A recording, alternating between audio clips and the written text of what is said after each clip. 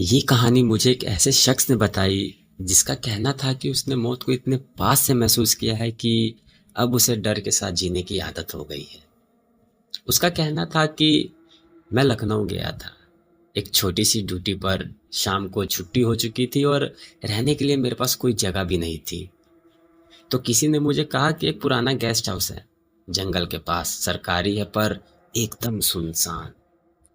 मैं वहां पहुंचा और अंदर गया तो देखा कि एक टूटा फूटा गेट था और अंदर का माहौल बहुत ही अजीब था। एकदम एक अजीब सी खामोशी।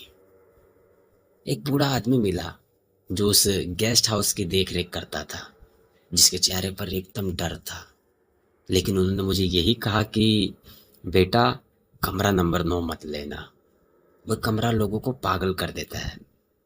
पर मुझे लगा कि ये सब बस कहानियां हैं और मैं रुक गया कमरा नंबर 9 में। मैंने दरवाजा खोला। अंदर का माहौल एकदम ठंडा, दीवारों पर पुराने दाग और एक कोने में टूटी हुई कुर्सी और एक पुरानी अलमारी। सब कुछ बेजान था, लेकिन जैसे किसी की नजर हो मेरे पर।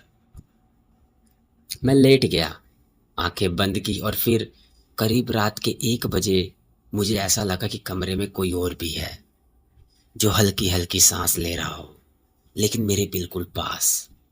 पर्दे हिल रहे थे बिना किसी हवा के।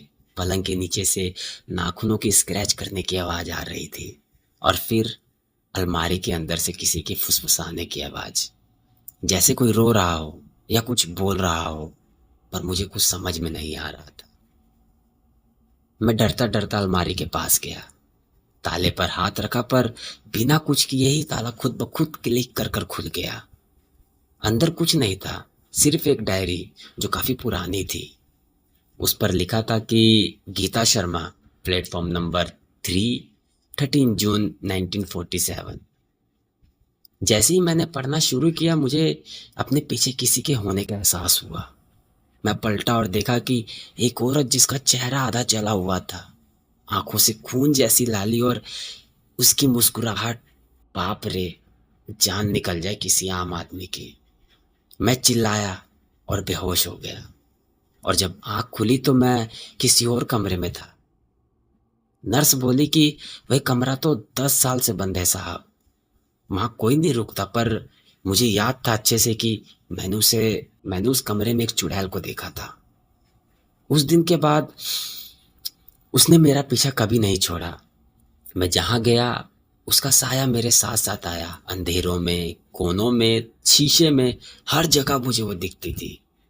लोग कहते हैं मैं पागल हो गया हूं, पर मैं कहता हूं कि मैंने बस एक डायरी को छुआ था, पर अब उसने मुझे छू लिया है और अब डर के साथ जीने की मेरी आदत हो गई है। अगर कभी जंगल के पास गेस्ट हाउस दिखे तो अंदर जाने से पहले सोच लेना, कमरा नंबर 9 अब भी किसी का इंतजार कर रहा है। तो दोस्तों, कहानी को यहीं पर ख़त्म करते हैं। वीडियो को पूरा देखने के लिए थैंक यू। और दोस्तों, अगर चैनल पर नए हो तो प्लीज़ चैनल को सब्सक्राइब करो।